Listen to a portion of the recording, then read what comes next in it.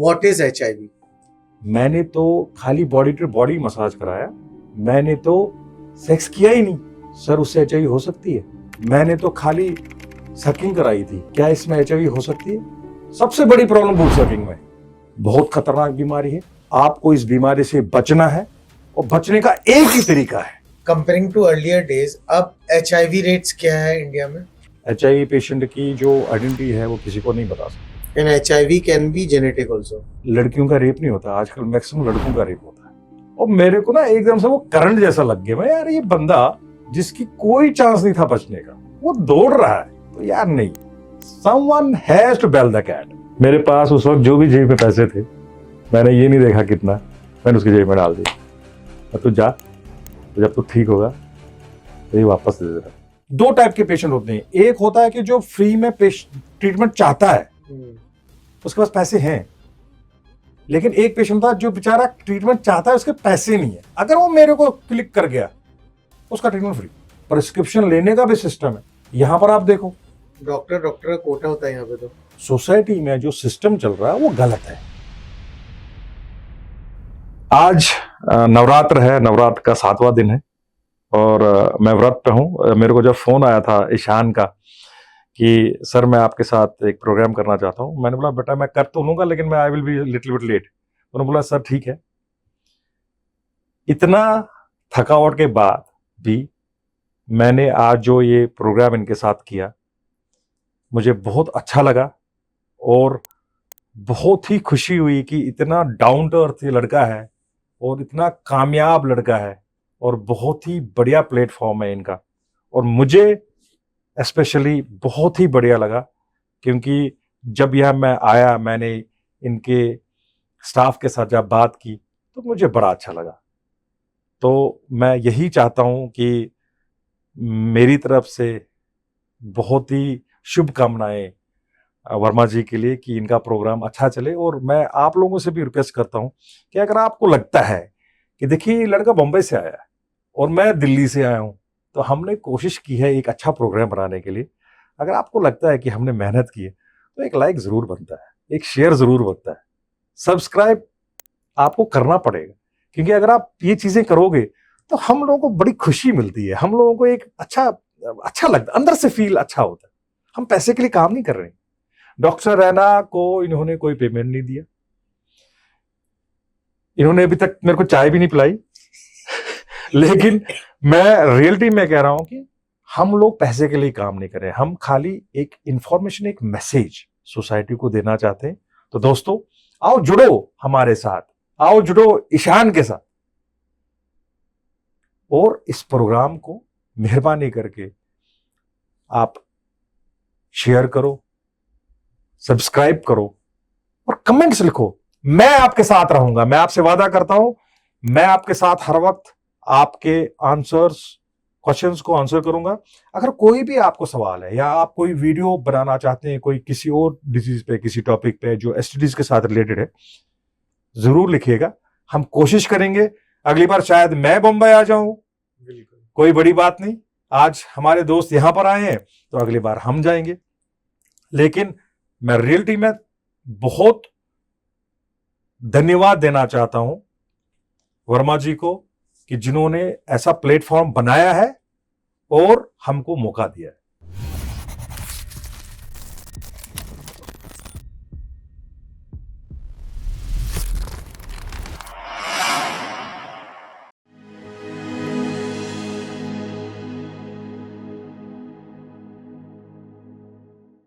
Hello friends, welcome to in conversation with Ishan. आज हमारे special guest हैं डॉक्टर विनोद रैना, जो कि हमको, हमारी फैमिली को बताएंगे किस तरीके से आप HIV से बच सकते हैं, सेक्स से रिलेटेड क्या क्या प्रॉब्लम्स होती है और उसके क्या क्या सॉल्यूशंस हैं। और डरने की बिल्कुल बात नहीं है, तो वो डर आपके अंदर से निकालेंगे विनोद सर। सर पहले तो बहुत बहुत शुक्रिया, आपने हमारे परिवार के लिए समय निकाला। Thank you so much sir. Thank you, आपने मेरे को बुलाया और मैं बड़ा शुक्रगुजार हूं आपका और आपके चैनल का कि जिन्होंने मेरे को आज बुलाया यहाँ पर। आज हम बिल्कुल बिंदास करके आपके साथ बात करेंगे। Sir what is HIV? HIV ये एक वायरस है जो आपके बॉडी में आता है और इसका जो mode of incoming in the body is सबसे पहले तो सेक्सुअल ट्रांसमिटेड डिजीज एसटीडी के थ्रू, जब आप सेक्स किसी के साथ करोगे, मल्टीपल पार्टनर्स अगर हो तो उसके थ्रू आता है। दूसरा, अगर आप कोई मान के चले टैटू बनाते हो बॉडी में, आजकल क्या होता है कि आप किसी भी सड़क पे किसी भी दुकान पे जाके आपको वो 100-200 रुपए में टैटू बनाते हैं, 500 रुपए में टैटू। भाई वो गलत है, क्योंकि जो उसकी वो जो नीडल है वही 1000-1200-2000 रुपए की कॉस्ट। तो वो क्या कर रहा है, वो रीयूज कर रहा है उस नीडल को। आप देखोगे किसी मेले में जाओ, आप हरिद्वार चले जाओ, वहां पर आपको बिल्कुल वो सड़क पे 20 रुपए 50 रुपए 100 रुपए में टैटू बनाते हैं। बी कॉशियस भाई, आपकी जिंदगी है। अगर आपको मान के चलिए आपने उस टैटू वाले से टैटू बनाया, गॉन, क्योंकि वो रीयूज कर रहा है उस सिरिंज को। ये सबसे बड़ी प्रॉब्लम है हमारे देश में इस वक्त। दूसरा, अगर आप किसी डॉक्टर के पास जाते हैं जो रीयूज करता है सिरिंज, आप कौन करेगा? जो डॉक्टर्स बिल्कुल छोटे लेवल के, जो अनपढ़ डॉक्टर है, मान के चले जिसके पास डिग्री नहीं है, ये जो जितने भी ये क्वैक्स बैठे हैं, उनके पास अगर आप जाते हैं तो वहां पर पॉसिबिलिटी है कि वो इंजेक्शन का बहुत ज्यादा यूज करते हैं, उनको पता नहीं होता, वो किसी भी चीज में स्टेरॉइड देते हैं, तो वहां पर वो इंजेक्शन रीयूज कर सकते हैं, वहां पर पॉसिबिलिटी है। तीसरा, अगर आप किसी डेंटिस्ट के पास जाते हैं, अगर डेंटिस्ट अच्छी लेवल का है, वो आपसे अच्छे पैसे लेगा, अच्छी फीस चार्ज करेगा, लेकिन वो सारी चीजें नहीं यूज करेगा। लेकिन अगर डेंटिस्ट ने आपसे ज्यादा चार्ज नहीं किया, आपको पता है कि जो रोटेटर होता है, जैसे आप वो दांत में ना मैक्सिमम टाइम आपको जब भी अगर फिलिंग करनी है, कोई सफाई करनी है, कोई कटिंग करनी है, तो वहां पर एक रोटेटर होता है, एक ड्रिल मशीन होती है, उसमें एक सामने से ड्रिल जैसा लगता है, उसको रोटेटर कहते हैं। उसकी कॉस्ट ज्यादा नहीं होती, 200-250 रुपए 500 रुपए तक, 200-250-300 रुपए तक होती। लेकिन आपने डॉक्टर को रिक्वेस्ट करना कि सर आप मेरा दांत का इलाज करो, आपकी फीस 500 है, सर आप 500 तो ले लो, लेकिन आप रोटेटर के भी पैसे ले लो, जो आप उसमें वो नई चीज वो ड्रिल डाल रहे हो वो नहीं लगाओ, उसके भी पैसे ले लो आप। तो उससे क्या होगा कि आपका जो हाइजीन है उसका जो लेवल है वो ऊंचा हो जाएगा, बड़ा हो जाएगा, तो उससे chances of getting infections are less. और कान छिदवाते हैं आजकल लोकल जो बैठे रहते हैं, उससे भी एचआईवी होने का चांसेस होता है। मान के चलिए आप किसी मसाज पार्लर पे गए, वहां पर आपने मसाज की, आजकल क्या होता है कि body to body massage. Sir मैंने तो खाली बॉडी टू बॉडी मसाज कराया, मैंने तो सेक्स किया ही नहीं। सर उससे एचआईवी हो सकती है? बस खाली जेनिटल्स हमारे टच हुए, हो सकता है, क्योंकि जो वेजाइना से फ्लूइड जो माइक्रो ड्रॉपलेट्स गिरते हैं, वो अगर पेनिस के ऊपर, वो ऐसी जगह पे जहां पर अगर वो गिर गया, जहां पर आपको जो आपकी स्किन है वो अगर बिल्कुल मुलायम है, तो वहां से आपको एचआईवी ट्रांसफर हो सकती है। और मान के चलिए कभी कभार क्या होता है, आप मसाज पार्लर में जाते हैं, सर मैंने तो अंडरवियर यूज किया था और मेरा डिस्चार्ज हो गया और उसने कुछ नहीं पहना, तो क्या सर इसमें एचआईवी हो सकती है? Yes, there is a chance. ये 100% नहीं है कि सबको होगा, लेकिन चांस तो है। अच्छा सर मैंने तो खाली सकिंग कराई थी, क्या इसमें एचआईवी हो सकती है? यस, अगर उस लड़की के या लड़के ने जिसने सकिंग की थी, अगर उसके मुंह में छालें, तो उसमें से जब जो ही वो सक करेंगे तो वहां पर ट्रांसफर एचआईवी हो सकती है। ये जरूरी नहीं साहब, मैं रिपीट कर रहा हूं, पॉसिबिलिटी है लेकिन कम है। और कभी कभार क्या कहते हैं कि सर मैंने तो ऊपर से रबिंग करते हैं, बॉडी टू बॉडी वो टच करते हैं, सर मैंने तो कपड़े पहने थे। यहां बूब सकिंग, सबसे बड़ी प्रॉब्लम बूब सकिंग में, क्योंकि बूब्स में एक फ्लूइड होता है, जो ही आप उसको सक करोगे वो फ्लूइड अंदर आएगा मुंह में, और वो मुंह में चला गया, अगर वो लड़की पॉजिटिव है, हाई वायरल लोड है, एचआईवी।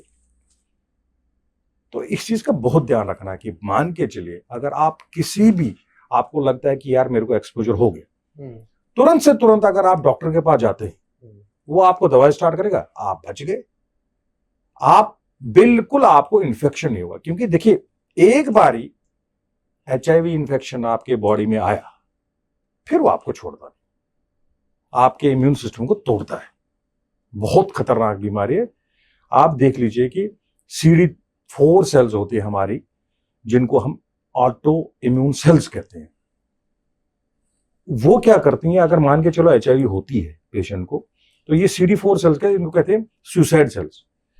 ये जो ही HIV सेल को देखती हैं, ये उसको एनगल्फ करते हैं और फिर ब्लास्ट करती हैं, अपने आप को मारती हैं। उससे तो HIV सेल तो मर गया, लेकिन हमारा CD4 सेल भी मर जाता है। यही एक रीजन है कि हमारी बॉडी में CD4 सेल्स कम हो जाती है जब HIV होती है। CD4 हमारी बॉडी में 1000 से ऊपर होना चाहिए। अगर 1000 से नीचे है तो ये अलार्मिंग है, 500 से नीचे है तो सीरियस है, 300 से नीचे है तो बहुत सीरियस है। लेकिन अगर 200 से नीचे चला जाएगा CD4 काउंट, तो आपके बॉडी में HIV एड्स हो जाती है। एड्स का मतलब है acute immunity deficiency syndrome. This is a disease when patient is not having any resistance against any other disease. If a patient goes to a railway station or he goes to an airport, and if he will take any food, उसने कोई भी खाना ले लिया, मान के चलिए उसने रेलवे स्टेशन में जाके कोई खाना ले लिया खाने के लिए, उसमें अगर इन्फेक्शन था तो वो उसको छोड़ेगा नहीं। आप समझ गए मेरी बात? क्योंकि जब भी HIV एड्स होते तो सेकेंडरी इन्फेक्शंस होते। सेकेंडरी इन्फेक्शंस में क्लाइमीडिया है, गुनेरिया है, सिफिलिस है, ट्रैकेमनोज है, हर्पिस है। आप समझ गए?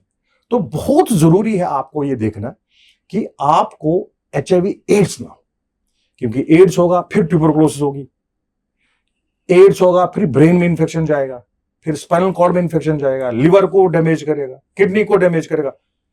एड्स के पेशेंट्स को बचाना बहुत मुश्किल होता है। जो परसेंटेज ऑफ सर्वाइवल है बहुत कम है, it is less than 10%। That means अगर 100 पेशेंट्स हमारे पास HIV एड्स के आते हैं तो 10 से कम ही पेशेंट्स बचेंगे, 90 की डेथ हो जाती है। तो दोस्तों, बहुत खतरनाक बीमारी है। आपको इस बीमारी से बचना है, और बचने का एक ही तरीका है, वो है पैप। क्योंकि देखिए, आपको खुद नहीं पता, आप किसी पार्टी में गए, किसी दोस्त के साथ गए। आजकल क्या होता है, आप ऑफिस में पार्टी आपने की, अब बाहर निकले, अब बाहर आप मेट्रो के पास पहुंचते हैं, वहां पर आपको ट्रांसजेंडर खड़ा मिलता है रात को। आपने ऑफिस में दारू पी, आपको पता ही नहीं, आपने उसके साथ सेक्स कर लिया, आपने कॉन्डोम लगाया नहीं, और अगर आपने ये चीज इग्नोर की, यू आर गॉन, HIV पॉजिटिव। लेकिन अगर आप हमारे पास आते हैं विद इन 72 आवर्स, तो हम आपको बचा सकते हैं, हम आपको दवाई दे सकते हैं और आपको HIV से रोक सकते हैं। आपके पास या फिर किसी भी सेक्सोलॉजिस्ट के पास, क्योंकि अभी ये podcast is being telecasted world wide. मैं ये नहीं कह रहा हूं कि खाली मेरा मतलब है कि HIV स्पेशलिस्ट, HIV स्पेशलिस्ट। हाँ, हम देखो, it's not about me, it's about doctor. Correct. कि एक अच्छा डॉक्टर। सिम्टम्स क्या होता है?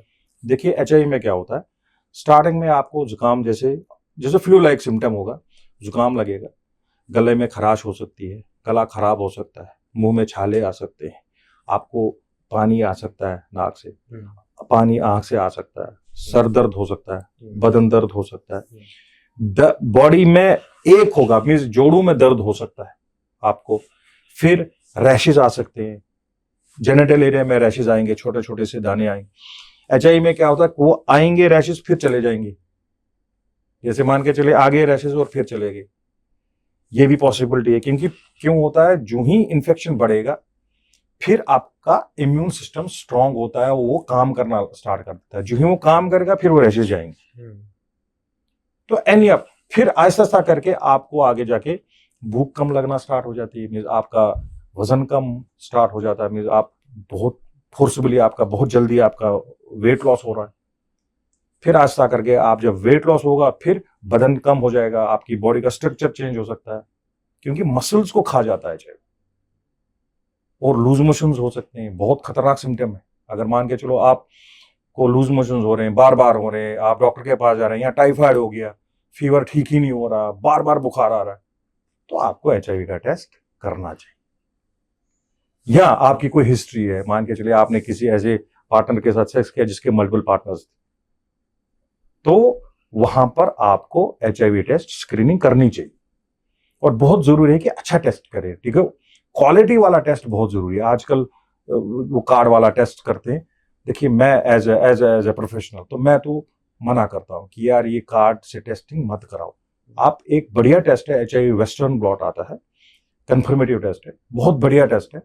आप लैब पे जाओ, वहां पर ब्लड सैंपल दे दो और आराम से बिल्कुल ये टेस्ट होता है। उससे आपको कंफर्मेशन होगा कि भाई आपको HIV हुई है कि नहीं हुई। लेकिन ये वेस्टर्न ब्लॉट जो टेस्ट है, ये आपको 28 दिन के बाद ही करना है, आफ्टर द एक्सपोजर। मान के चले आज आपने अगर सेक्स किया, तो आपको जब आप डॉक्टर के पास जाते हैं, वो 2 दिन के बाद टेस्ट कराते हैं, 3 दिन के बाद, 10 दिन के बाद, सब गलत है, क्योंकि कुछ आएगा नहीं, वो आएगा ही नहीं, it will not come in the blood. लेकिन जब आप, उसका टाइम है 24 से 28 दिन तक, आप अगर डॉक्टर के पास जाते हैं, वो अगर आपको बोलेगा, तो सबसे बेस्ट जो टेस्ट है वो HIV वेस्टर्न ब्लॉट है, नहीं तो HIV PCR RNA viral load quantity check करनी है टेस्ट, क्वालिटेटिव नहीं, क्वांटिटेटिव। तो उससे हम क्या करेंगे, हम HIV का एग्जैक्ट लोड पता कर सकते हैं, तो बहुत जरूरी है। तो मेरी यही रिक्वेस्ट है कि बाई चांस मान के चले कि अगर किसी पेशेंट को HIV का इन्फेक्शन लगता है कि उसको हो गया, उसको तुरंत से तुरंत डॉक्टर के पास जाना चाहिए, तुरंत, और सब काम छोड़ के। क्योंकि ये ऐसा है ना कि देखो, पहले ऐसा था नहीं। मैं पिछले 25 साल से HIV में काम कर रहा हूं, तो ये सर पहले ऐसा था नहीं। हमारे पास पहले आते थे पेशेंट्स, हमको पता नहीं था पेप है कि नहीं है, लेकिन अभी 2012 और 14 से स्टार्ट हुआ पेप, तो अब बहुत लोगों की जान हम बचाते हैं। आप सोच भी नहीं सकते हम कितने लोगों को HIV होने से बचाते हैं। क्योंकि जो पेशेंट हमारे पास आता है, हमको रिस्क एवेल्युएशन पता है कि देखिए, अब हम 25 साल से HIV का ट्रीटमेंट कर रहे हैं, तो 25 साल में हजारों पेशेंट हमारे पास आए, हजारों लोगों की जान बचाई। तो अब हमको पता है कि HIV को मैनेज कैसे करना है, क्योंकि आप इकलौते HIV ड्रग से HIV को मैनेज नहीं कर सकते। आपको मल्टीपल ड्रग्स को देना पड़ता है, आपको डाइट पे ध्यान देना पड़ता है, बहुत जरूरी है। अगर आप HIV पॉजिटिव पेशेंट है, तो आपको डाइट बहुत अच्छी लेनी है, हाई प्रोटीन डाइट। अगर आप वेजिटेरियन है, तो आपको काली उड़द की दाल लेनी है हफ्ते में 2 बार, आपको ब्रोकली लेनी है हफ्ते में 2 बार, आपको कटहल लेना है हफ्ते में 2 बार, आपको पनीर खाना है हफ्ते में 2 बार, क्योंकि हाई प्रोटीन चाहिए। आपको सोयाबीन खाना है, आप बाहर का खाना नहीं खा सकते। आप बिल्कुल जो, जैसे मान के चले आपको मन किया कि मैं गोलगप्पे खाऊं जो रेडी, बिल्कुल मना है, आप नहीं खा सकते, क्योंकि आपका इम्यून सिस्टम कंप्रोमाइज्ड है। आप अगर नॉन वेजिटेरियन है, तो आपको चिकन सबसे अच्छा प्रोटीन है, मछली, फिश, कोई स्टेरॉइड नहीं, सबसे बढ़िया प्रोटीन है। आप मटन खा सकते हो, एग सबसे सस्ता। सही बात। अगर आपने दिन में 2 अंडे खा लिए, आप अंदर येलो पोर्शन फेंक दो, व्हाइट खा लो, भाई हो गया, आपको प्रोटीन की जरूरत ही नहीं। अगर आप HIV पॉजिटिव पेशेंट है, प्रोटीन्स का ध्यान रखना, हाई प्रोटीन डाइट लेना, लेकिन ज्यादा प्रोटीन भी नहीं खाना है। पता चला कि आपकी किडनीज खराब हो, आप जितना प्रोटीन ज्यादा लेंगे, उतना आपका जो क्रेटिनिन लेवल है वो बढ़ेगा, यूरिक एसिड बढ़ेगा। तो आपको इस चीज का ध्यान रखना है। जब आप एक अच्छे डॉक्टर के पास जाते हैं, तो उसको पता है कि भाई मैं तो इसको ये दवा दे रहा हूं, इससे इसका क्रेटिनिन बढ़ेगा, इससे इसका यूरिक एसिड बढ़ेगा, इसका SGOT, SGPT, गामा GTP बढ़ेगा, कम होगा, ज्यादा होगा, इसका हीमोग्लोबिन कैसे रहेगा। ये एक यार, ये एक, जैसे आप स्टार बजाते हो ना, आपको जब एक्सपीरियंस हो तो आपको आता है कि वैसे HIV को ट्रीटमेंट, यू हैव टू, आपको पेशेंट को ना अंदर से ठीक करना है, आपको उस पर घुसना है और उसको डराना नहीं, उसको आपको फोर्स करना है कि नहीं भाई कुछ नहीं हुआ, ठीक है, HIV है, अब तो इसके साथ जीना है। तो उसको बिल्कुल take it as a challenge, डरने की कोई जरूरत नहीं है। बढ़िया दवाई खाओ, बढ़िया टेस्टिंग कराओ, बढ़िया डॉक्टर के पास जाओ और बढ़िया डाइट लो, कुछ नहीं होगा। और HIV क्योर होता है? क्योर का मतलब है यू कैन कंट्रोल इट यार। देखो आप अच्छा। जैसे डायबिटीज है वो क्योर तो होती नहीं है, हाँ। बीपी कंट्रोल तो क्योर तो नहीं होती, कंट्रोल कर सकते हो। एचआईवी आप समझो, आप एचआईवी एक शेर है, जब तक आप उसको पिंजरे में रखते हैं शेर को, आप उसको चाबुक मारो, आप बोलो भाई कुर्सी पे बैठना है, वो कुर्सी पे बैठेगा। आप उसको बोलो नीचे जंप मारो, वो जंप मारेगा, ठीक है। लेकिन जिस दिन आपने वो कुंडी जो है दरवाजे खोल दी ना, वो शेर बाहर आ गया, तो शेर को पता चलता नहीं भाई अब तो मेरी फ्रीडम है, वो सबसे पहले किसको खाएगा? वो सबसे पहले ट्रेनर को खाता है। Same is HIV. एचआईवी को आप पिंजरे में बंद रखो दवाई से, दवाई खाओ, उसको छोड़ो मत, दवाई को बंद नहीं करनी है। अच्छी दवाई, अच्छा डाइट, इसको बिल्कुल खाओ, एक्सरसाइज करो, वॉक करो, 1 घंटा वॉक कर सकते हो आप जिम जा सकते हो। जितना आप अच्छा काम करोगे, और थिंक पॉजिटिव, काम करो भाई, कोई प्रॉब्लम नहीं, एक्स्ट्रा काम करो, क्योंकि आपको करना पड़ेगा। प्रॉब्लम क्या है कि फाइनेंशियली पेशेंट को दबा देता है।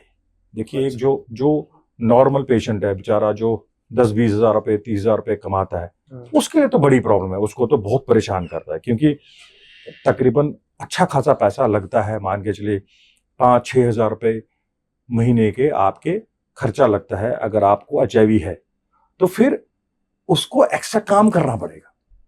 तो एक्स्ट्रा काम कैसे करेगा? जब वो ठीक रहेगा, जब वो बढ़िया डाइट खाएगा, जब वो बिल्कुल फिट रहेगा। आजकल क्या होता है कि पेशेंट्स को यार पता चला कि मैं एचआईवी पॉजिटिव हूं, वो डिप्रेशन में आ जाता कि सर, अच्छा डॉक्टर भी डरा देते हैं। डॉक्टर के पास जाओगे, आप बोले ये नहीं करना, वो नहीं करना, अब तेरे को ये होगा, तेरे को फलाना होगा, फलाना टिम करो। वो बेचारा पहले से ही परेशान है, और डॉक्टर ने और उसको रामायण पढ़ा ली तो गया वो। तो उसको समझाओ कि नहीं यार, देखो प्रॉब्लम हुई है, अब कर्मों की लिखा है, ये एचआईवी होगी, अब उसमें क्या कर सकते, चेंज तो कर नहीं सकते। अब उसको आपने वापस ट्रैक पे लाना, उसको धक्का मारना है, क्योंकि गाड़ी बंद होगी उसकी, अब तो चलाना तो है। तो उसको कोशिश करो, नहीं आप काम करो, आप वर्क अच्छा करो, बढ़िया खाना खाओ। देखो अगर एचआईवी पेशेंट है, मान के चलिए अगर उसको इम्यून सिस्टम अच्छा रखना है, तो उसके लिए उसको क्या करना है, थोड़ा सी अदरक, एक जैसे वो उसको कोल्ड प्रेस जूसर ले लिया, उसमें थोड़ा सा अदरक डाला, थोड़ा सा टमाटर डाला, थोड़ा सा धनिया डाला, थोड़ा सा पुदीना डाला, थोड़ा सा खीरा डाला, थोड़ा सा टमाटर डाल दिया, थोड़ी सी कच्ची हल्दी डाल दी, थोड़ा सा लहसुन डाल दिया, अब उसका एक जूस, एक गिलास निकाल दो, पी लो। अगर आपने फ्रूट डालने इसमें और फ्रूट डाल ऐड कर सकते। भाई ये रामबाण है, इम्यून सिस्टम को अपग्रेड करेगा, आपका CD4 काउंट को बहुत ऊंचे ले जाएगा। आप उसमें लहसुन भी डाल रहे हो, अदरक भी डाल रहे हो, आप इसको टमाटर भी डाल रहे हो, आप समझो, आप विटामिन भी डाल रहे हो, कार्बोहाइड्रेट भी डाल रहे हो, मिनरल्स भी डाल रहे हो, सब कुछ डाल रहे हो इसमें। तो वो क्या करेगा, जब वो अंदर जाएगा वो सेल्यूलर लेवल पे काम करेगा, आपके मेटाबॉलिज्म को आप करेगा। तो बहुत जरूरी है डाइट का ध्यान रखना। अगर एचआईवी पॉजिटिव है, डाइट बढ़िया रखो, वॉक करो, बढ़िया खाना खाओ, और हाइजीन को बहुत आपको, और सबसे इंपॉर्टेंट, अगर आप एचआईवी पॉजिटिव है तो दूसरों को मत फैलाओ।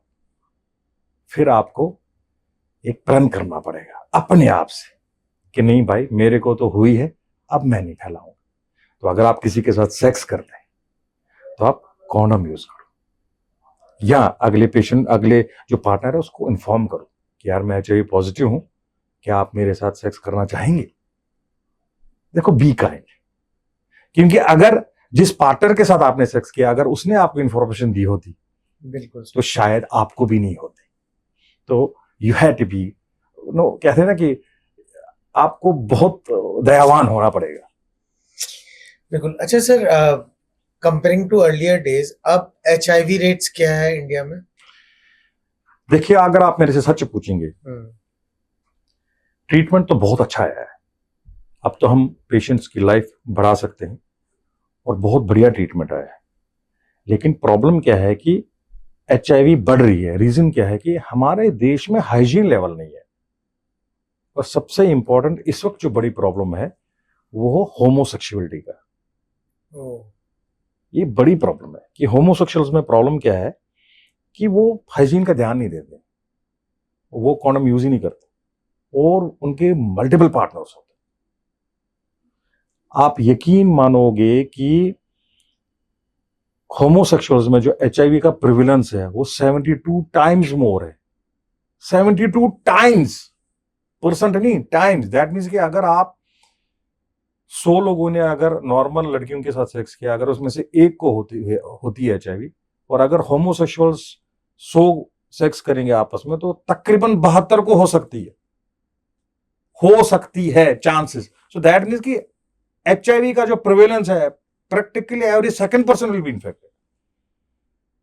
तो बहुत दिक्कत है। और सबसे इंपॉर्टेंट आजकल जो सोशल मीडिया जो आया है, भाई याद करो 20-25 साल पहले ना इतना इंटरनेट था, न इतने मोबाइल थे, और ना सेक्स इतना वो था, बिल्कुल इजीली अवेलेबल था। आजकल आप बैठे, आपने लड़की को बुलाना है, आप डालो कॉल गर्ल नियर मी, बस अब आपके 50 फोन आ जाएंगे,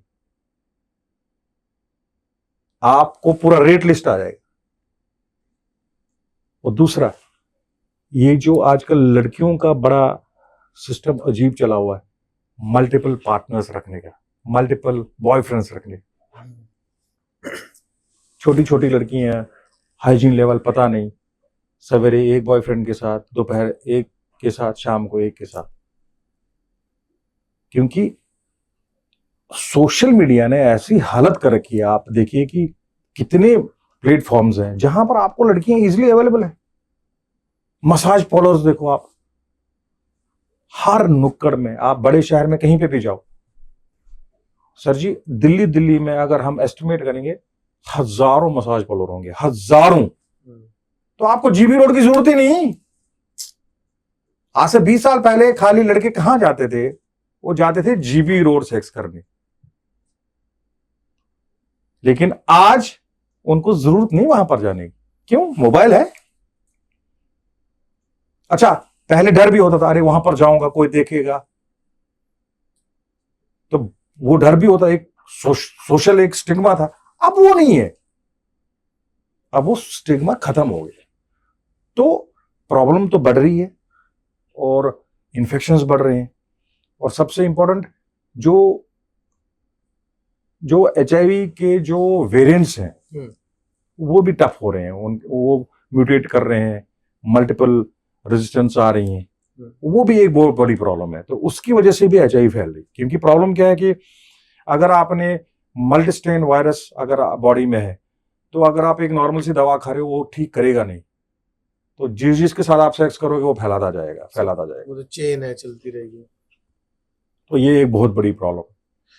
अच्छा, जो जैसे जो पॉजिटिव होते हैं उनकी कोई लिस्ट बनती है, उन लोगों को कुछ ट्रैक किया जाता है ऑफिशियली कि कहीं ऐसा तो नहीं कि ये फैला रहे हैं?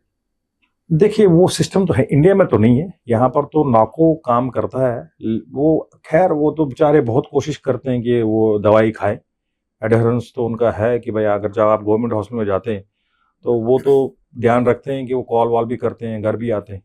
लेकिन प्राइवेट में तो हम ऐसा नहीं करते। हम तो देखो, वी कैन नॉट मॉनिटर, हम मॉनिटरिंग पॉलिसिंग नहीं करते हैं, हम मॉनिटरिंग नहीं करते हैं। हमारा तो पेशेंट वॉलंटरी आता है, तो हम तो उसका डाटा भी बहुत सीक्रेट रखते हैं। तो हम तो बिल्कुल उसकी पर्सनल इंफॉर्मेशन बिल्कुल हम किसी को नहीं देते हैं, कहीं शेयर नहीं करते।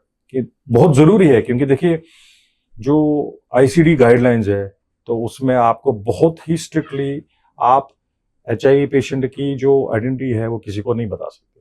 तो उसको आपको छुपाना है। आप डिस्क्रिमिनेशन भी नहीं कर सकते। अब मान के चले हम यहाँ पर 10 लोग हैं, अगर हमारे में कोई HIV पॉजिटिव है पेशेंट यहाँ पर, तो हम उसको डिस्क्रिमिनेट नहीं कर सकते, हम उसको नौकरी से नहीं निकाल सकते। हम उसको ये नहीं बोल सकते भाई कि तेरे को HIV, हम तुम्हारे साथ बैठेंगे नहीं, खाना नहीं खाएंगे। तो बहुत बहुत बहुत ध्यान रखना पड़ता है। और कंपनीज, बहुत सारी कंपनीज है जो इंटरनेशनल कंपनीज है, वहां पर तो बहुत स्ट्रिक्ट रूल है कि आप उसको इग्नोर नहीं कर सकते। लेकिन कुछ कंट्रीज है जहां पर बहुत खतरनाक सजा दी जाती है, जैसे मान के चलिए अरब कंट्रीज में, वहां पर तो बहुत स्ट्रिक्ट रूल है, वहां पर तो जेल में डालते, वहां पर तो वो मारते भी हैं HIV पेशेंट्स को। And HIV can be genetic also. नहीं नहीं नहीं, जेनेटिक नहीं जेनेटिक। जेनेटिक का मतलब क्या है कि मान के चले अगर पेरेंट्स को है तब हो सकता है। अब मान के चले मदर को है या फादर को है, अब मान के चलो मदर से ट्रांसफर हो सकता है चाइल्ड, फादर से तो नहीं होगा। मान के चलो अगर हस्बैंड वाइफ साथ में रह रहे हैं, अब हस्बैंड को है HIV तो वही तो वाइफ को दे देगा। अगर जब उनका बच्चा पैदा होगा, मान के चलो अगर उनका वायरल लोड 0 नहीं है तो जो बच्चा पैदा होगा उसको HIV होगा।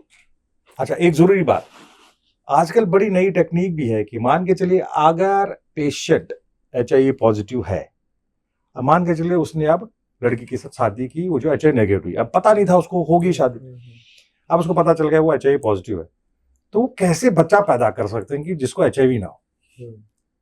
वो क्या करेंगे, वो सेम HIV स्पेशलिस्ट के पास जाएंगे, लड़की को एक दवा स्टार्ट की जाती है कि जिसको कहती हैं प्रेप, प्री एक्सपोजर।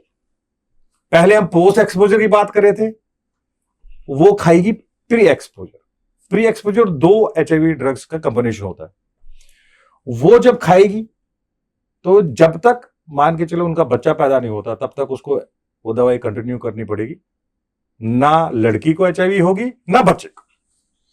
तो ये एक चीज बताइए सर कि जैसे ये प्रेप है, तो प्रेप का डोज तो आई थिंक सबको ही लेना चाहिए, कब कैसे? सर आते हैं आप बहुत सारे, अब तो देखो अब बहुत सारी लड़कियां बहुत सारे लड़के लेते हैं जो जिनके मल्टीपल पार्टनर्स हैं, हमारे पास आते हैं पेशेंट्स कि मान के चलिए अब प्रेप में क्या है कि जैसे मान के चलो आपने बैंकॉक जाना है, आप जैसे 15 तारीख को आपको फ्लाइट है बैंकॉक, तो आप प्रेप को कैसे यूज करोगे?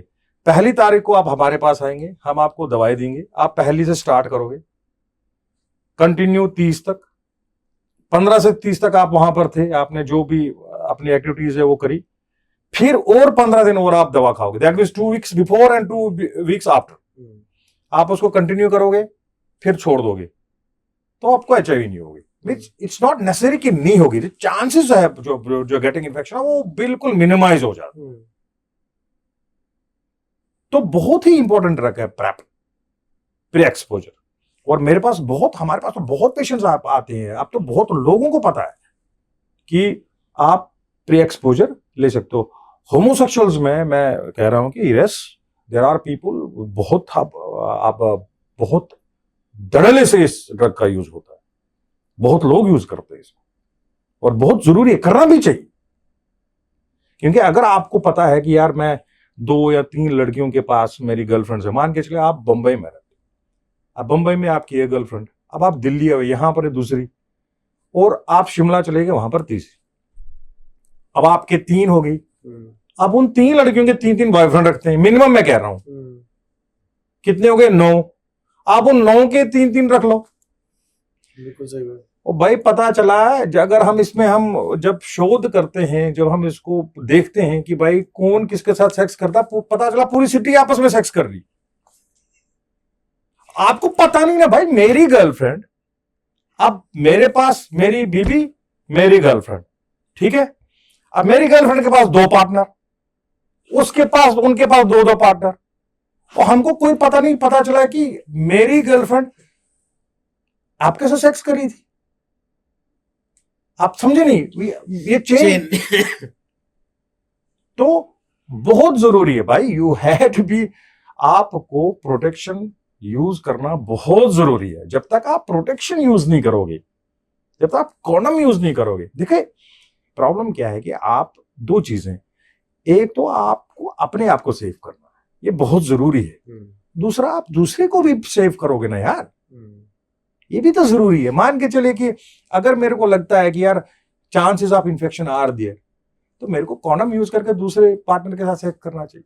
बिल्कुल, ये एक सोसाइटी में एक मैसेज जाना चाहिए। बट सर जैसे मेट्रो, मतलब I don't, you can correct me, this is what I think, कि मेट्रो सिटीज जो होती हैं उसमें लोग फिर भी थोड़ा बहुत अवेयर होते हैं इस चीज को लेके, बट जब आप टाइप बी और टाइप सी सिटीज का बात करते हैं, वहां ये मेजर प्रॉब्लम्स है, बहुत बड़ी प्रॉब्लम है भाई। आंध्र प्रदेश आप सोच भी नहीं सकते कितनी HIV है, आप नॉर्थ ईस्ट आप सोच भी नहीं सकते, बंगाल में कितना HIV है। अब तो हमारे देश में वी आर लिविंग, जो हालत अमेरिका में जो हालत यूरोप में 80s 70s 80s में थी HIV के लिए, उससे 10 गुना ज्यादा हालत हमारी खराब है।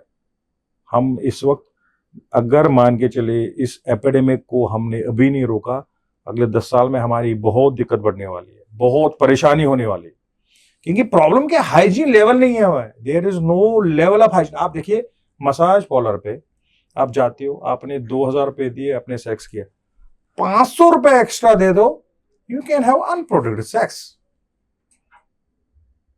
You're not getting me. You go to a massage parlor, pay 2000 rupees for your trip, and if you want, you pay 500 more, and she will allow you to have unprotected sex. Can you imagine? भाई आप बाहर जाओ, Amsterdam में जाओ, आप वहां पर brothels है, सर जी वहां पर आप अनप्रोटेक्टेड सेक्स कर नहीं सकते, वो करने नहीं देंगे आपको। और वहां पर हर 15 दिन के बाद, हर 2 हफ्ते के बाद उनका सैंपल जाता है टेस्टिंग के लिए। तो हमारे देश में आप, अच्छा आपने कब HIV टेस्ट अपना कराया?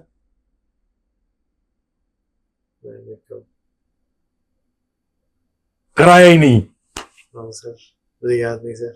और यार देखो, आप इतने बड़े आदमी हो, इतने देखो, इतनी बड़ी फिल्म्स आपने बनाई हैं, आप इतना देखो यार, आप समझ रहे, you are from a top elite class society, अब आपने ही नहीं टेस्ट कराया। आपके जितने कैमरामैन, इनसे पूछ लो, आप सत्या से पूछो, नहीं कराया उसने HIV टेस्ट। आप समझिए, देखिए, यू आर राइट सर, भाई नहीं कराता, हमारे यहां पर है ही नहीं, प्रोटोकॉल नहीं भाई, स्कूल में नहीं होता हमारे। जो देखिए, अगर आप बाहर यूरोप में देखोगे, वहां पर कम्युनिटी सेंटर्स होते हैं, वहां पर मैंडेटरी है। बस अब आप यूरोप में, आप जितनी भी यूरोपियन कंट्रीज है, वहां पर मैंडेटरी है, आपको हर साल आपका ब्लड सैंपल लिया जाएगा, सारी टेस्ट होंगे, HIV मैंडेटरी टेस्ट। हमारे देश में क्यों नहीं? हमारे यहां पर पता है कैसे पेशेंट आता है? कैसे? बिल्कुल हटा कट्टा होता है, सर मैंने तो ब्लड दिया था, मुझे तो ब्लड बैंक से फोन आया। This is the new thing. अब ये बिल्कुल सबसे आम बात है हमारे लिए। मेरे पास जो पेशेंट्स में आते हैं कि जैसे सर मैं तो ब्लड देने गया था, सर मेरे तो बिल्कुल कुछ नहीं है, मैं तो बिल्कुल सर जिम जाता हूं, मैं तो दौड़ता हूं बिल्कुल। और भाई जब टेस्ट करते हैं उसका CD4 काउंट होता है 200 से नीचे। ये आप पहले समझिए, क्योंकि हम लोग टेस्ट नहीं करते। Testing is important. अगर आपके मल्टीपल पार्टनर्स, या अगर आप शादी करना जा रहे हैं, तो शादी करने से पहले एक कॉन्ट्रैक्ट करो कि सारे अपने टेस्ट कराओ, STD प्रोफाइल कराओ। कितने पैसे लगते हैं यार, अब तो बहुत सस्ता हो गया, 5-10 हजार रुपए में बहुत बढ़िया टेस्टिंग होती। उसमें पूरा STD प्रोफाइल कराओ, HIV की स्क्रीनिंग कराओ, अपना लिवर को देखो, आपने hepatitis A B C check कराओ, आप सब पता चले आपके बॉडी में क्या हो रहा है। तो जो कोई बीमारी है उसको हम पकड़ सकते हैं, फिर उसका इलाज हो सकता है। ये बहुत जरूरी है। देखिए, जब तक आप सेल्फ डायग्नोसिस पे नहीं आएंगे तब तक प्रॉब्लम्स होती रहेंगी। और प्रॉब्लम क्या है कि ये बीमारी आपको बहुत दिक्कत करती है, बहुत परेशान करते हैं। क्योंकि आप देखो ना, हटा कटा आदमी 3 महीने में पेशेंट को मार देता है। आप यकीन मानोगे, 3 महीने पहले अगर पेशेंट का वेट 120 किलो है, 3 महीने के बाद उसी का वेट 40 किलो हो सकता है, और फिर उसको बचाना मुश्किल है। वंस आपका सिस्टम खराब हो गया, वंस आपका सिस्टमिक फेलियर हो गया, CD4 काउंट बढ़ेगा ही नहीं, इम्यून सिस्टम कोलैप्स कर गया, फिर बचाना मुश्किल है। देखिए, एक बिल्डिंग है, अब आपने 50 मंजिला बिल्डिंग बनाई, तो जब तक उसका सिस्टम ठीक होता है वो बिल्कुल खड़ी रहती है। लेकिन अगर बाई चांस उसमें कोई प्रॉब्लम आ गया, वो धड़ल्ले से नीचे गिर जाती, पता नहीं चला। सेम हैपेंस इन HIV हुई, बॉडी को छोड़ेगा नहीं, फिर प्रॉब्लम करे, फिर आपको बहुत जल्दी इलाज कराना चाहिए, बहुत जल्दी डॉक्टर के पास जाना चाहिए। तो इसीलिए मान के चलिए, मैं आपको कहता हूं, खांसी हो रही है, अनयूजुअल खांसी है तो टेस्ट कराओ, वेट कम हो रहा तो टेस्ट कराओ, भूख कम लग रही है तो टेस्ट कराओ, मल्टीपल पार्टनर्स है तो टेस्ट कराओ। ये जरूरी नहीं है कि आपको कोई सिम्टम आए, क्योंकि अगर आपका इम्यून सिस्टम अच्छा है तो सिम्टम आ भी नहीं सकते। लेकिन मल्टीपल पार्टनर्स तो आपको पता है ना, आपको तो पता है कि कितनी लड़कियों के साथ सेक्स किया, तो फिर जाओ ना यार, टेस्टिंग कराओ, उससे आपको पता चलेगा कि आप कहां पर हो। वो महंगा भी नहीं है, पैसा तो खैर ये सेकेंडरी चीज है ऑब्वियसली, बट आई थिंक लोग ज्यादातर डर के मारे नहीं जाते होंगे, बट इसमें डरने की बात नहीं है। नहीं नहीं, आप मेरी बात सुनिए, बाई चांस अगर मान के चलो इन्फेक्टेड है, आपने अगर प्रॉपर दवाई खाई, आपकी तो लाइफ नॉर्मल गुजरेगी, 50 60 70 साल तक जिंदा रह सकते हैं आराम से, तो क्या प्रॉब्लम। अच्छा सर, एक रूमर्स है या ये सच है, ये आप बताइएगा, बट मैंने ऐसा सुना है कि कुछ ऐसी वैक्सीन्स आई हैं, कुछ ऐसे इंजेक्शंस आए हैं, वो लेने से एचआईवी से आप बच सकते हैं, क्या ये सच है सर? बहुत बार ऐसा कोशिश किया गया कि एचआईवी के लिए कुछ वैक्सीन आए, तो ये आज से नहीं, तकरीबन पिछले 25-30 साल से ये काम चल रहा है। लेकिन अभी क्या हो रहा है कि मान के चलिए कि एक लड़का है, अब वो चला गया अपने दोस्तों के साथ क्लब में या बार में, वहां पर उन्होंने दारू पी, और दारू पीने के बाद वो वापस आ गया और उसको रास्ते में कोई लड़की मिली या क्लब से ही कोई लड़की मिली। अब उसने दारू पी थी, उसको याद नहीं, उनका फिजिकल रिलेशन हो गया, और जो ही फिजिकल रिलेशन हो गया उसको पता नहीं कि उसने कॉन्डोम लगाया था कि नहीं लगाया था। तो उसके बाद क्या है कि अगर ये पेशेंट हमारे पास आता है, एक पेप स्पेशलिस्ट के पास आता है या एचआईवी स्पेशलिस्ट के पास आता है, तो हम इसको एक दवाई स्टार्ट करते हैं जिसको कहते हैं पेप, पोस्ट एक्सपोजर प्रोफिलैक्सिस। ये ऐसी दवाई है जो हम विद इन 72 आवर्स स्टार्ट कर सकते हैं।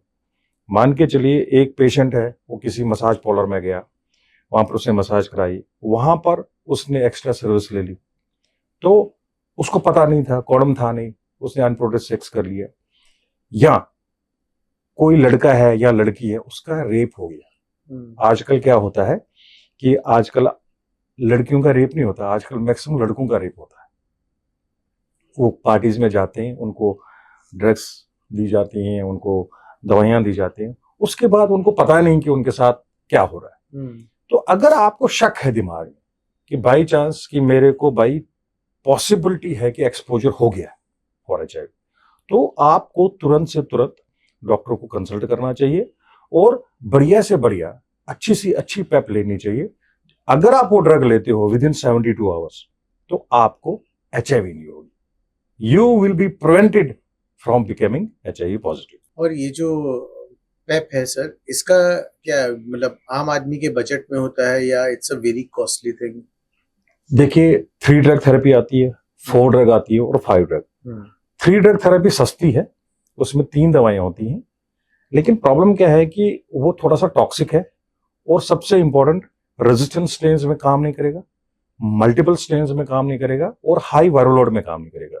इसका मतलब है, मान के चले एक लड़की है, वो एचआईवी पॉजिटिव है, अब वो प्रोस्टिट्यूट है, उसने मल्टीपल पार्टनर्स के साथ सेक्स किया, मान के चले उसने नाइजीरियन के साथ सेक्स किया, किसी अमेरिकन लड़के के साथ सेक्स किया, किसी और कंट्री के लड़के के साथ सेक्स किया, तो उसमें जो स्ट्रेन होगा वो मल्टी स्ट्रेन होगा।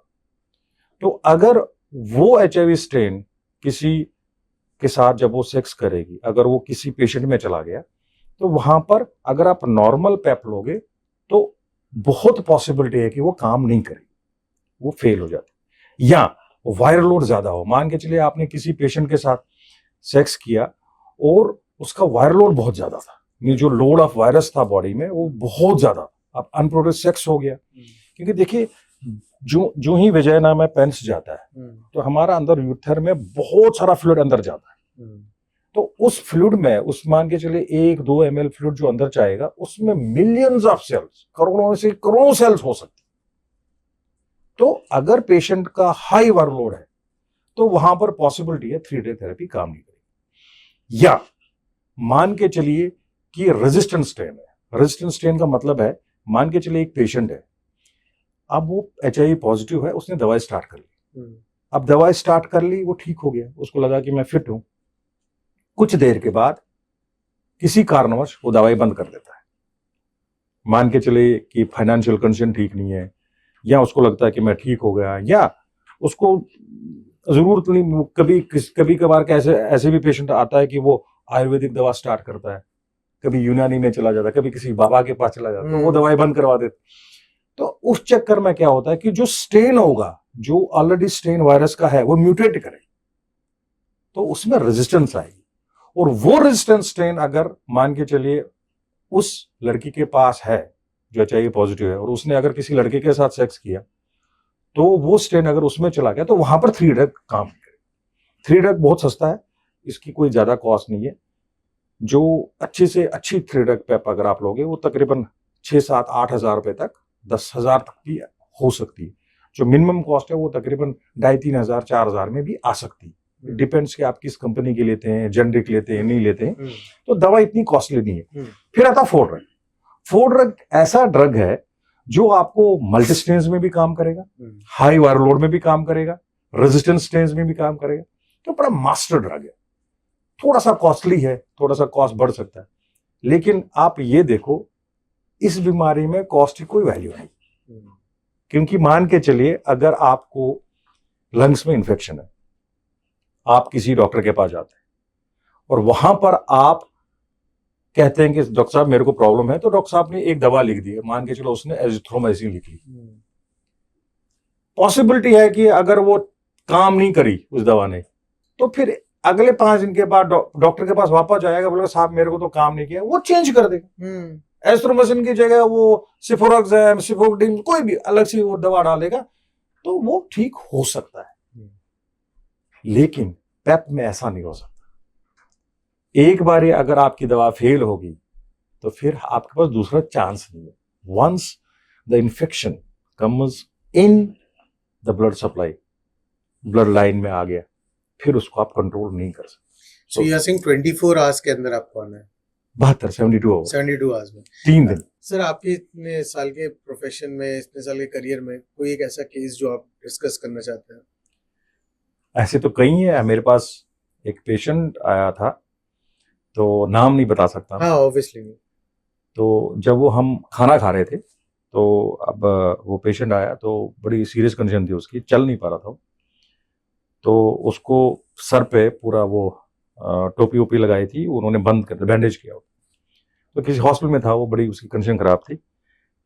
तो जब वो आया तो वो उन्होंने हमारे सामने वो रखा, तो वो थोड़ा सा पेशेंट गिर गया। तो मेरी जो स्टाफ है उन्होंने बोला सर एक बार प्लीज देख लो। मैं ऐसे खाना छोड़ के अब जल्दी से आता ना बात, तो मैंने जब देखा तो उसके सर में पूरे कीड़े, नगेट्स नहीं होते वो जो सफेद सफेद कीड़े, वो पूरे सर पे। तो बड़ा, मेरे जब स्टाफ ने देखा तो आप खाना क्या खाओगे आप उसके बाद फिर आप, तो बहुत बुरी कंडीशन थी उसकी, बहुत ही बुरी हालत थी। हमने उसका टेस्ट किया पूरा, उसको हमने वो एनालाइज किया, हमने फिर उसको दवाएं पे डाला। तो मेरे ख्याल में 1.5-2 महीने के बाद वो फिर हमको वो जब रिकवर हो गया, तो कॉल मेरे स्टाफ को कर रहा है कि देखो मैं आज मैकडोनल्ड्स में खाना खा रहा हूँ। मैं बड़ा खुश हुआ, मैं बोला यार ये मैं आपको जिंदगी। एक चीज बताऊं डॉक्टर विनोद, जब से आपसे मैं मिला हूँ, मैं अपने सभी दर्शकों को बताना चाहूंगा कि हम लोग मोर देन 12 आवर्स से बिना रेस्ट किए हमारा पूरा क्रू शूट कर रहा है। और जब डॉक्टर साहब आए तब सब डल हो चुकी थी एनर्जी सबकी। बट डॉक्टर साहब, मैं आपको सच बोल रहा हूँ, आपके आते ही ना हमारा पूरा क्रू एकदम से ऐसे उजागर हो गया, ऐसा लगा ये पहला और अभी हमने स्टार्ट किया podcast. And so I can imagine कि जब आपके पेशेंट्स आपसे मिलते होंगे तो उनको एक अलग ही रिलीफ मिलता होगा आपसे मिलके।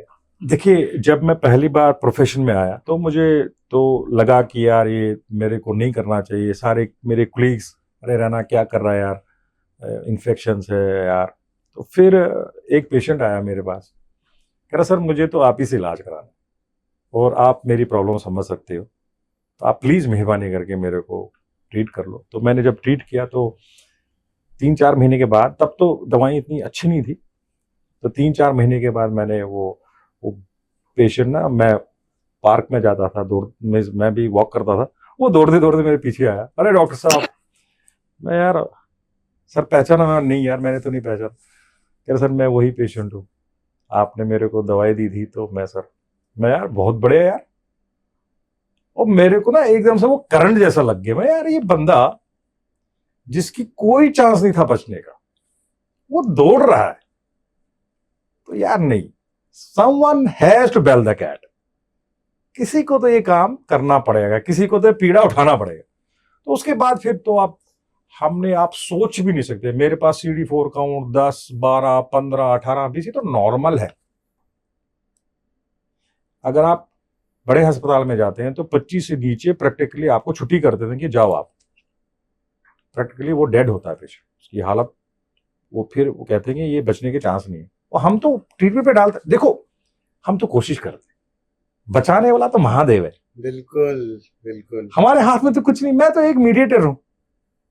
हम तो कोशिश करते हैं, हमको तो समझना है, सोचना है। अब बचाने वाला तो वो है। हम तो ये नहीं कहते कि हम हर एक पेशेंट को बचा सकते हैं, ये तो पॉसिबल नहीं है। हमारे यहां भी पेशेंट्स की डेथ होती, कोशिश करते हैं, और फिर मन को बुरा भी लगता है। अब जब आप पेशेंट के साथ लड़ते हैं, आप उसको 4, 5, 6 महीने आप उसको कोशिश करते हैं कि यार ये बच जाए, यार यार आप उसको आईसीयू में, कभी इधर कभी उधर, कभी ये दवाई, कभी उसके लिए दवाई मंगाते हो, कंपनी वाले को कॉल करते हो, यार ये दवाई अवेलेबल नहीं है, यार ले आ यार। उसके पास पैसे नहीं होते, आप उसको अपने पैसे लगा के उसको ठीक करना चाहते हो, और एब्रप्ट ही इज नो मोर। फिर आपको आंसू आते हैं आपके आंखों में, कह रहे यार भाई ऐसा क्यों। मेरे पास एक पेशेंट है, नाम नहीं बता सकता, वो बहुत सीरियस कंडीशन में था। तो उसके बेटे ने कहीं से, अब हमारा कोई वीडियो देखा होगा, तो वो आया, और बहुत छोटा था उसका बेटा, मेरे ख्याल में 7th क्लास में। तो वो आया अपने बाप को लेके, और वो कंडीशन उसकी पेशेंट की बहुत खराब थी। मैंने बोला बेटा क्या करते हो, पापा क्या करते हैं? कह रहे सर पापा ना मजदूर हैं, मनरेगा में काम करते। तो मैं समझ गया कि इसकी फाइनेंशियल कंडीशन तो है नहीं। तो अच्छा, सबसे इंपॉर्टेंट उस लड़के की कॉन्फिडेंस की, वो इंग्लिश में बात करता था मेरे से कि doctor will you please help us. वो गांव का, यहाँ पर मेरे ख्याल में कहीं कहाँ रहता है, जिसको दवाई देने जाते थे, हाँ गाजियाबाद। तो भाई वो उस लड़के ने ना मेरे को अंग्रेजी में बोला कि सर आप प्लीज वो can you please help my father, he is my father and we don't have a money. तो वो मेरे को ना, मैं अंदर गया, मेरे को आंसू आए, और मैंने बोला यार इनको मैं सैंपल ले लो भाई। मेरा सारा स्टाफ मेरे को देख रहा है, मैं ले भाई भेजो सैंपल। क्योंकि जब हम टेस्टिंग करते हैं, हम बड़ी बड़ी थॉरोली टेस्टिंग करते हैं, मींस बहुत डीपली टेस्टिंग करते हैं, पैसे भी ठीक ठाक लगते हैं। तो टेस्टिंग कर रिपोर्ट आई, तो मैंने कॉल किया, तो वो इसका बेटा कहने लगा कि सर वो पापा की तो हिम्मत हो नहीं रही है, वो तो बेड पे, तो मैं तो सर आ नहीं पाऊंगा, मैं तो बहुत छोटा हूं। अब दूसरा डॉक्टर होता तो चल ठीक है, नहीं आ रहा पेशेंट तो क्या है। और मैंने, मेरा असिस्टेंट है, मैंने बोला भाई दवाई देनी है। कह रहा सर कैसे, मैं उसके घर जाके? कह रहा सर वो तो 100-150 किलोमीटर है यहाँ से दूर। मैं भाई तेरे पास जो भी मोड ऑफ ट्रांसपोर्टेशन है? कह रहा सर मेरे पास तो स्कूटी है। मैं भाई उठो और जाओ दवाई दे के आओ। सर जी उसके घर गए, गांव में उसको ढूंढा, क्योंकि गांव में ये भी नहीं कह सकते ना कि यार इसको एचआईवी है, आप कैसे ढूंढोगे आप, you had be very practical. उसका घर ढूंढा, फिर उसको दवाई स्टार्ट की। 1 महीने के बाद आया, उसने मेरे को, दवाई का कॉस्ट कुछ ज्यादा था तो 2100 रुपए दे दी। After 1 month he was practically fine. वो 2100 रुपए मेरे को पकड़ा रहा, कह रहा डॉक्टर इस महीने तो इतने ही कमाए, इतने पैसे मेरे पास, तो क्या करेगा, दवाई देगा कि नहीं देगा? मैंने कहा क्यों नहीं देंगे यार, दवाई तो देनी है। तो दवाई दी। फिर जाते जाते कह रहा मेरे पास किराया ना है। नहीं, पहले जब दवाई दे दी तो कह रहा है कि यार मैं दूर से आया, मेरे को खाना खिलाओ, तो मंगाया जी खाना। फिर अब जा रहा है, कह रहा है पीछे तो है ना, अंडे भी खाने, तो क्या करूं?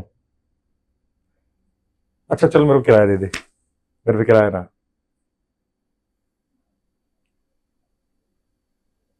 तो फिर मैंने, आप सोचो मैंने क्या किया होगा। मेरे पास उस वक्त जो भी जेब में पैसे थे, मैंने ये नहीं देखा कितना, मैंने उसकी जेब में डाल दिया। और तू जा, तो जब तू ठीक होगा तो ये वापस दे देना। ये नहीं बोला कि ये फ्री में ट्रीटमेंट कर रहा हूं, मैं तेरी मदद करना ही, मैं वापस दे देना। आज भी वो पेशेंट आता है। अच्छा, कोरोना में हमने वैसा पूरे, यार पूरे कोरोना में ये लड़का सबसे पहले मैं पूछता था, मेरे पास बहुत पेशेंट है जय के, मैं सबसे पहले अरे उसको पेशेंट दवाई दी? नहीं सर मैं नहीं गया। मैं क्यों नहीं गया? अरे सर बहुत दूर है, वहां पर पुलिस वाले लाठी मारते हैं, जाने नहीं देते। मैं नहीं भाई, जाओ पुलिस वालों को रिक्वेस्ट करो, कुछ खिला पिलाओ उनको। बाय गॉड, 3 जगह 4 जगह कहीं पे समोसे दे रहे पुलिस वालों को, जो पिकेट लगाए बैठे थे, क्योंकि बॉर्डर बंद था। किसी को कोका कोला दे रहे, कोई कुछ कर रहे हैं कि भाई, वहां पर दवाई हमने कोरोना में उसको दे दी पूरी। और अब वो पेशेंट ठीक है, अब उसका बेटा बहुत बड़ा हो गया मेरे ख्याल में, अब तो 5-6 साल हो गए उसको ना, 5-7 साल से है ना वो ट्रीटमेंट हमारे। तो अब वो पेशेंट ठीक है, अच्छा मेरे पास आएगा वही रिलेशन, डॉक्टर यार खाना खिला दे। सर बहुत बड़े इंसान हो, बहुत बड़े इंसान हो सर। तो भाई हमारे जो प्रोफेशन में पैसे की कोई वैल्यू नहीं। और जब वो आता ना, आई फील प्राउड कि यार देख, यार दुआएं तो देता होगा यार, कि that you really, when you work for humanity, when you work for the people, it's not question. देखो यार, प्राइवेट लोग हैं, पैसा तो कमाना पड़ेगा, उसको तो कुछ कर नहीं सकते, क्योंकि यार बिल्स है, टैक्सेस है। मेरे पास 18-20 लोग काम करते हैं, उनकी घर चलाना है, तो कमाना, देखो पैसा तो लेना पड़ेगा। लेकिन मैंने ये धारणा बनाई है कि अगर मेरे पास कोई पेशेंट आता है जिसके पास पैसे नहीं है और मेरे को समझ आए, 2 टाइप के पेशेंट होते हैं। एक होता है कि जो फ्री में ट्रीटमेंट चाहता है, उसके पास पैसे हैं। लेकिन एक पेशेंट था जो बेचारा ट्रीटमेंट चाहता है, उसके पैसे नहीं है, अगर वो मेरे को क्लिक कर गया, उसका ट्रीटमेंट फ्री। मैं फिर पैसे, ये नहीं कि मैं उसको बोलता हूं कि यार तेरा ट्रीटमेंट फ्री है, मैं कहता हूं भाई उसको रेसिप्रोक करता हूं, कोशिश करता हूं, बोलूंगा यार छोड़, तू ये दवाई ले ले, ये कंपनी वाले ने फ्री दी है, ये सैंपल है। मैंने खरीदी भी होती है दवाई, लेकिन मैं उसको बोलता नहीं यार ये कंपनी वाले ने फ्री दी है यार, तू खा, इसमें तो ये चला दो। आज जब वो ठीक होता है, अपने रिकवरी पे आता है, फिर उसको एहसास होता है कि नहीं यार डॉक्टर साहब तो यार मेरा बढ़िया ट्रीटमेंट कर रहे हैं, तो मुझे ट्रीटमेंट नहीं छोड़ना चाहिए। तो फिर वो जब वो वापस आता ना लाइन पे, काम करने लग जाता है, उसको पता है कि यार अब तो दवाई मेरे को खरीदनी है मेरे को, तो फिर वो वापस आता है। ये बहुत जरूरी है, क्योंकि देखिए अगर आपको HIV है, आपको फिर बहुत सारी चीजें देखनी पड़ती हैं यार, फाइनेंशियली बहुत बेचारे परेशान हो जाते हैं। अरे बड़े बड़े तीसमार खान यार मैदान छोड़ के भाग जाते। अच्छा प्रॉब्लम क्या है, हमारा जो HIV का जो सिस्टम है ना, इसमें नकली दवा नहीं आनी चाहिए, सब स्टैंडर्ड दवा नहीं आनी चाहिए, क्योंकि रेजिस्टेंस लाता है। आपने 1 महीने 2 महीने कोई गलत दवा खा ली, गया रेजिस्टेंस आ गया, फिर आपको उससे ऊंची वाली दवा खानी पड़ेगी, वो महंगी है, वो गवर्नमेंट सप्लाई में नहीं है। अब गवर्नमेंट में भी क्या है, कभी कभार आपको पता नहीं, आप जो टेंडर देते हो वो सबसे लोवेस्ट वाले को देते हो। आप सबसे लोवेस्ट मान के चलो, जो 3000 की शीशी है वो आपने 300 में ले ली, फिर उसके बाद उसको कमीशन देना पड़ता है, क्योंकि कमीशन के बगैर उसकी बिल पास होगा नहीं।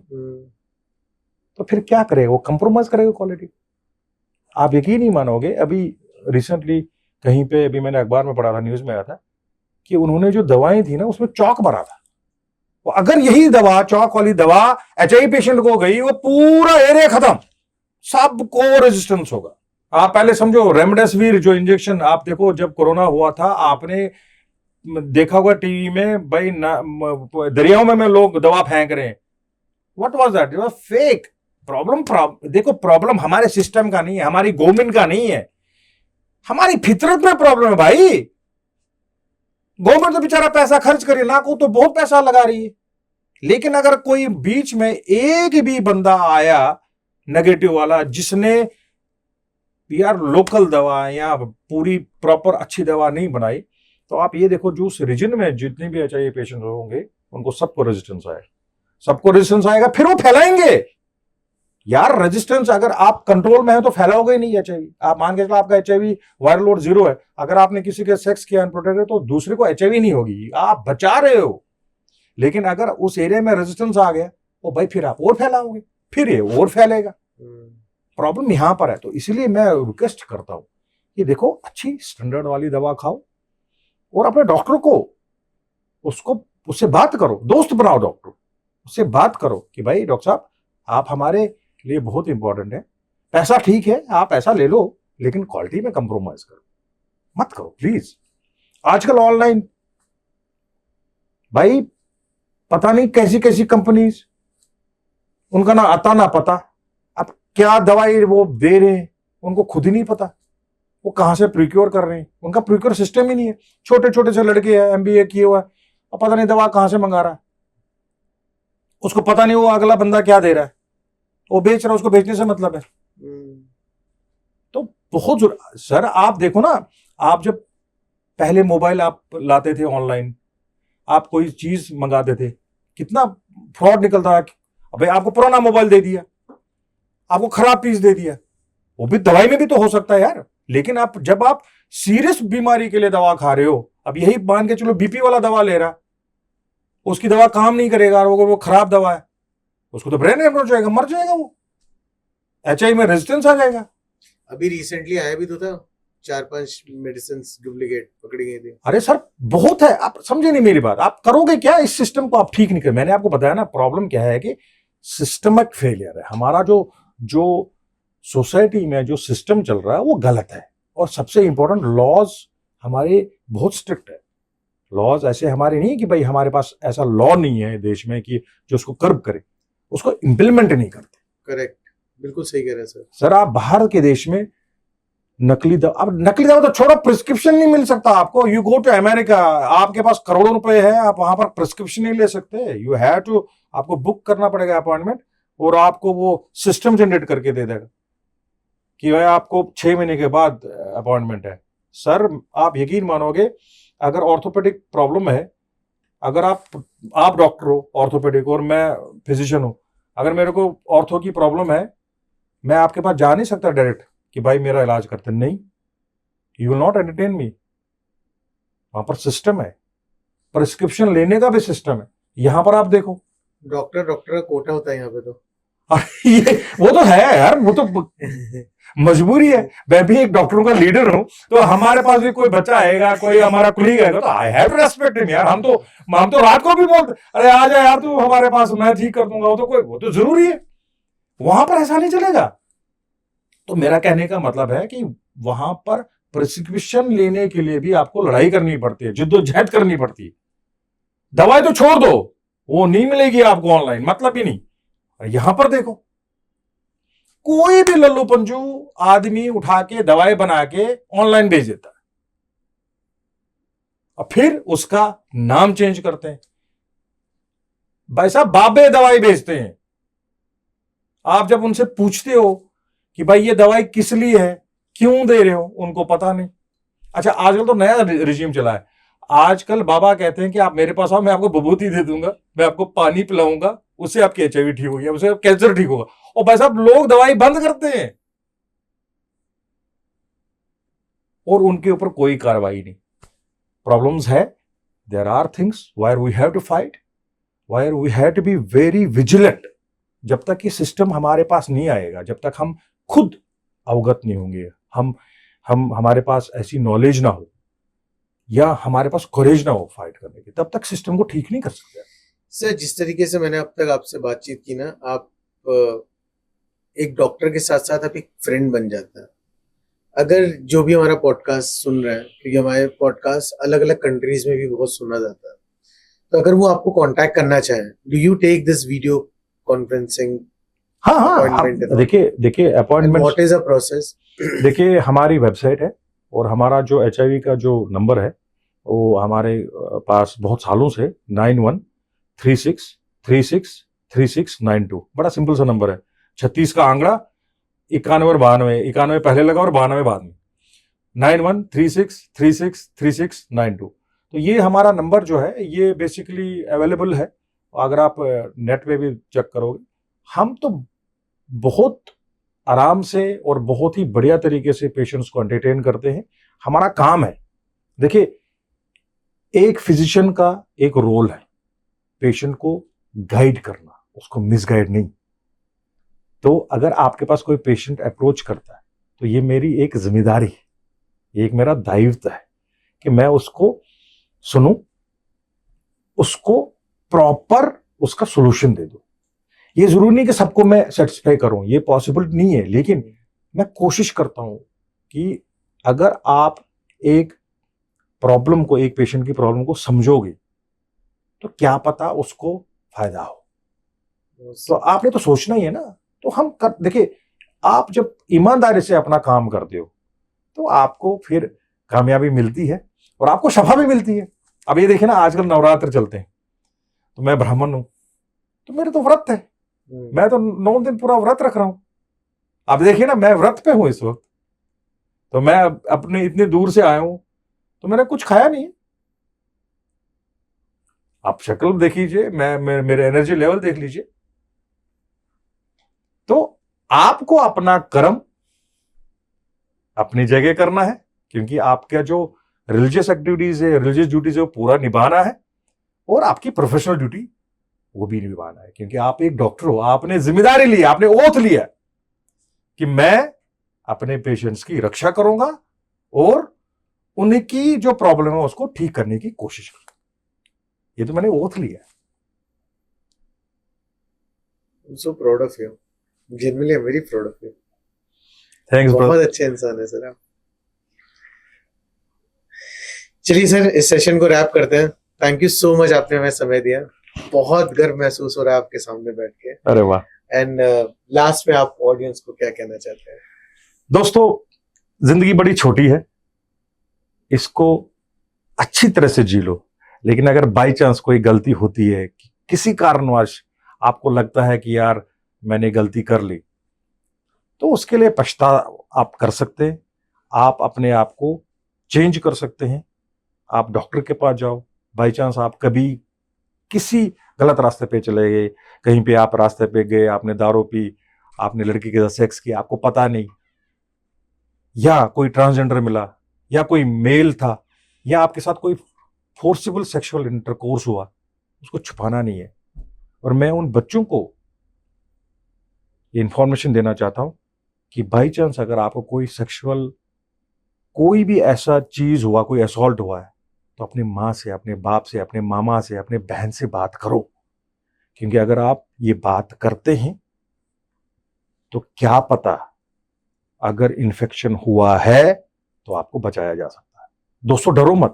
और मैं उन पेरेंट्स से भी रिक्वेस्ट कर रहा, हाथ जोड़ के, कि सेक्स एजुकेशन दे दो अपने बच्चों को। गुड टच और बैड टच ये अपने बच्चों को सिखाओ और उनको इंफॉर्मेशन दे दो। उनसे बात करो, जो कॉलेज जाते हैं उनसे पूछो। क्योंकि अगर आप बात करोगे, कभी कभार, ये जरूरी नहीं कि आप हर एक पेरेंट को कुछ ना कुछ मिलेगा, लेकिन अगर आप बात करोगे, मुझे ये यकीन है कि बहुत पेशेंट्स को हम HIV इन्फेक्शन से बचा सकते। अच्छा सर, एक चीज बताइए मुझे, आप निकलेंगे ना तो कई जगह दीवार पे लिखा रहता है गुप्त रोगों के लिए यहाँ मिलिए, या फलाने डॉक्टर से कंसल्ट कीजिए, या फलाने बाबा से मिलिए। कई वैन्स लगी रहती हैं गुप्त रोगों की, तो ये बाबा के पास भी लोग जाते हैं, एक क्लास है वो जाता है। तो वो जब पेशेंट्स आपको मिलते हैं, या उन बाबा के बारे में आप क्या कहते हैं, मतलब क्या आपका उदाहरण है? देखिए, बहुत सारे ऐसे पेशेंट्स मेरे पास आए, वो कह रहे हैं कि सर मैं तो एलोपैथिक दवा खा रहा था, फिर मुझे किसी बंदे ने बोला कि आप यहाँ पर जाओ, वहाँ पर आप आयुर्वेदिक दवा ले लो या यूनानी दवा ले लो, तो उससे आप ठीक हो जाओ। अब वो क्या करते हैं, उनका ट्रेंड देखो आप। पढ़े लिखे तो होते नहीं, क्योंकि उनको एबीसीडी नहीं पता होता है कि एचआईवी होती क्या है। अब वो क्या करते हैं, एंटी एचआईवी ड्रग को लेते हैं, उसको पीसते हैं, पीसने के बाद वो पूड़ी में देते हैं और फिर वो पेशेंट को कहते हैं और रात को खा लो। अब मेरे साथ क्या हुआ कि मेरे पास ऐसे एक पेशेंट आया, कह रहा सर मैं तो पूड़ी खाता हूं, मैं तो आयुर्वेदिक दवा तो बिल्कुल। मैंने बोला बेटा दिखा। मैंने देखा, मैं समझ गया कि यार ये तो एलोपैथिक दवा है। मैंने भाई मेरी बात सुनो, हम इसका टेस्ट कराते, अगर ये टेस्ट में अच्छी दवा निकली तो यार मैं तो फिर तुम्हारे डॉक्टर के पास जाऊंगा, मैं उसके पैर पकड़ूंगा, मेरे को फॉर्मूला बता दे, हम तो बहुत उनका मदद कर सकते हैं। समहाउ उसने मेरे को वो पूड़ी दे दी और हमने वो पूड़ी उसका एनालिसिस कराया, क्योंकि साकेत में हमारे पास वहां पर फार्मासिस्ट का एक इंस्टीट्यूट है फार्मेसी का, तो वहां पर उन्होंने उसका टेस्ट किया। सर उसमें एलोपैथिक दवा निकली। क्या बात कर रहे हैं? 100% एलोपैथिक दवा निकली, बिल्कुल जो मेरे को शक था दिमाग में, सेम दवा निकली। क्योंकि आप समझे नहीं, आपको अब मान के चलो एक दवा तोड़ के आपको देखो, आपको समझ आ जाता है कि यार ये क्वांटिटी कितनी है, उसका वो जो फॉर्मूला कैसा है, वो तो आपको समझ आया था ना। आप तोड़ के देखोगे तो आपको पाउडर दिखेगा, तो आपको पता चल जाएगा कि यार ये तो वही है। मैं बिल्कुल तमाम लोगों से ये अपील करता हूं कि भाई अगर आप किसी भी डॉक्टर के पास जाते, उससे प्रिस्क्रिप्शन ले लो। भाई मेरे आयुर्वेदा में एचआईवी का इलाज नहीं है, होम्योपैथी में एचआईवी का इलाज नहीं है, यूनानी में एचआईवी का इलाज नहीं है, खाली एलोपैथी में भी इलाज नहीं है। इसमें हम कंट्रोल कर सकते हैं। आपको मैं रिपीट कर रहा हूं, हमारे एलोपैथी में भी इसका इलाज नहीं है, लेकिन हम इसको, बीमारी को कंट्रोल कर सकते, हम पेशेंट को ठीक रख सकते। तो बहुत जरूरी है, क्योंकि अगर आप इन बाबाओं के चक्कर में जाओगे, वो क्या करते हैं, उनको पता होता है कि कौन सी दवा यूज होती है, उसको आपको पीस के दवाई में वो डाल के चूर्ण बना के आपको खिलाते हैं। उससे आपको पॉसिबिलिटी है फर्क पड़ेगा। क्योंकि अगर आप एलोपैथिक दवा आप टैबलेट में खाओ चाहे वो पाउडर में खाओ, अब मान के चलो एक पेशेंट है वो टैबलेट से खा रहा है और दूसरा पेशेंट पूड़ी में वही टैबलेट खा रहा है, तो फर्क तो पड़ेगा, लाजमी है। तो इट डज नॉट मीन कि वो बाबा आपका इलाज कर रहा है, वो आपको पागल बना रहा है, आपको धोखा दे रहा और आपके साथ पाखंड कर रहा है। तो इसलिए बहुत जरूरी है ये चीज आप दिमाग से निकाल दो कि एचआईवी का कोई इलाज है। एचआईवी का हम भी कह रहे हैं, देखो I being an HIV specialist from past 25 years, I am also saying that there is no cure for the HIV. हम ट्रीट कर सकते हैं, उसको रोक सकते हैं। बहुत बाबाओं के पास लोग जाते हैं। अच्छा, बाबा क्या करते हैं, आजकल नया टेक्निक है कि आप इलाज बंद कर दो, हम आपको दूसरा स्टार्ट करते हैं। तो लोग तो करते हैं बेचारे, उनको पता होता नहीं। फिर जब उनकी कंडीशन खराब होती है, क्योंकि एचआईवी में एकदम से कंडीशन खराब नहीं होगी। अगर आपका इम्यून सिस्टम ठीक है तो आप कई साल निकाल सकते हो। तो प्रॉब्लम उनको पता होता है, जो ही कंडीशन खराब होता है फिर वो हॉस्पिटल भेज देते हैं, पेशेंट्स की डेथ होती है, मल्टीपल ऑर्गन फेलियर होता है।